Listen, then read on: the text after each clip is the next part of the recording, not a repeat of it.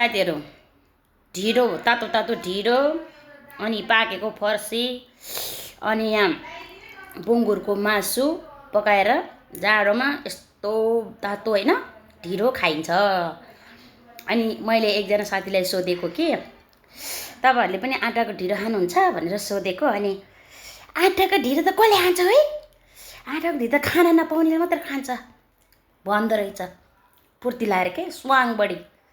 अब त आफू त गाउँमा हुर्केको मान्छे हेर, अब त आफूले त ढिँडो खाइन्छ, तर मलाई आँटाको ढिँडो मनपर्छ। यहाँ परदेशमा मकैको पिठो कहाँ ल्याउनु, हेर्नु त ओहो पुरा बाफ आएर खाइ ल, कति मिठो छ।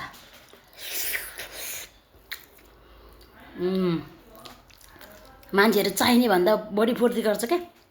अहिले यो सामाजिक सञ्जालमा सामाजिक सञ्जाल सबैले चलाएको हुन्छ के, ब्याकग्राउन्ड कस्तो भनेर सब थाहा हुन्छ के।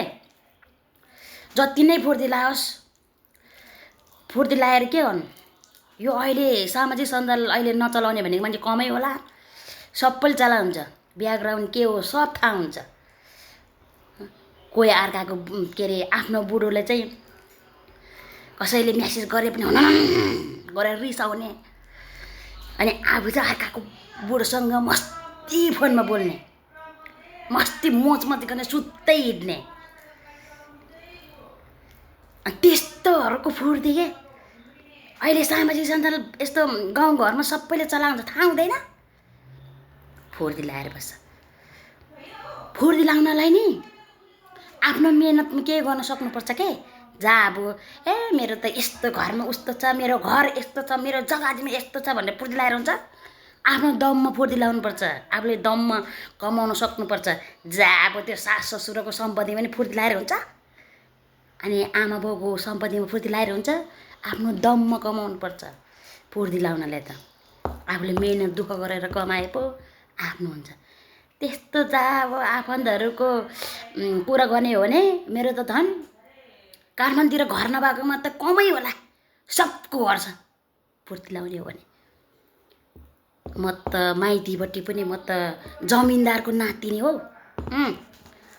मेरो त घरपट्टि पनि ससुराल खालपट्टि पनि जमिनदार नाति बुहारी। म त त्यस्तै फुर्ती गर्ने हो भने। अनि आफन्तहरूको कुरो रह्यो, आफन्तहरूको कुरो के अरे फुर्ती लाउने हो भने काठमाडौँतिर घर नभएको मान्छे त कोही पनि छैन। मेरो त सब घर छ, अनि फुर्ती लाएर भयो। आफ्नो दममा हो कि फुर्ती लाउने। मैले यसरी मेहनत गरेर यसरी कमायो, मैले यसरी गऱ्यो भनेर आफ्नो दममा आफ्नो कमाइमा रमाउने हो। मान्छेको फुर्ती गरेर हुन्छ, सास ससुरको सम्पत्ति फुर्ती गरेर हुन्छ, आमा बाउको सम्पत्ति फुर्ती गरेर हुन्छ। आफूले दुःख गरेर कमाउनु पर्यो, मेहनत गरेर कमाउनु पर्यो। मेरो यस्तो छ उस्तो छ भनेर फुर्ती लाउनलाई जा आफूसँग फुटेको कौडी नहुनेहरूले फुर्ती चाहिँ आकाशमा चन्द्रमा छुन्ने जस्तो। त्यतिकै त्यो माओवादी पार्टीले तारा राखेको होइन रहेछ क्या, तारा कसैले छुन सक्दैन। अनि हो त्यस्तो फुटे कौडी नहुने मान्छे, अवगत नहुनेहरूले नै फुर्ती लाउने हो। मेरो घरमा त यस्तो पसल छ, मेरो घरमा त यस्तो छ, म त यस्तो काठमाडौँमा घर छ मेरो आफन्तको भने फुर्ती लाउने। आफूले कमाउने, आफूले आफ्नो कमाइको फुर्ती लाउने हो। त्यो जहाँ सास ससुरको धन सम्पत्ति फुर्ती गरे हुन्छ, बाउमा फुर्ती गरे हुन्छ। त्यस्तो फुर्ती गर्ने हो भने म त माइतीपट्टि पनि जमिनदारी नातिनी हो। मेरो त ससुरा खालको पनि जमिनदार नाति बुहारी हो। म फुर्ती गरेर भयो। हाम्रो त अनि काठमाडौँमा घर नभएको मान्छे त कोही पनि छैन त, सबको घर छ। अनि आफन्तहरूको फुर्ती ल्याएर भयो बिना फोक्करमा।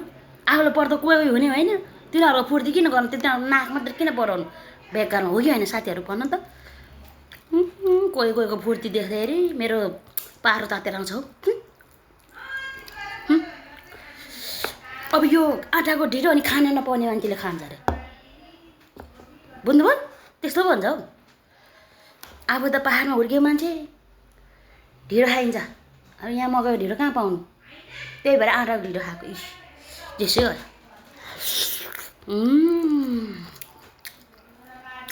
मिठो छ बुङ्गुरो मासु पाकेको फर्सी आलु मिसाएको छु यसमा अनि बुङ्गुरो मासु मिसाएको छु ग्रेभी ग्रेभी बनाएर होइन यसो खानु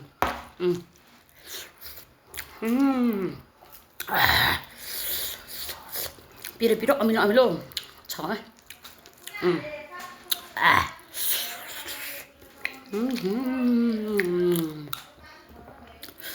मिठो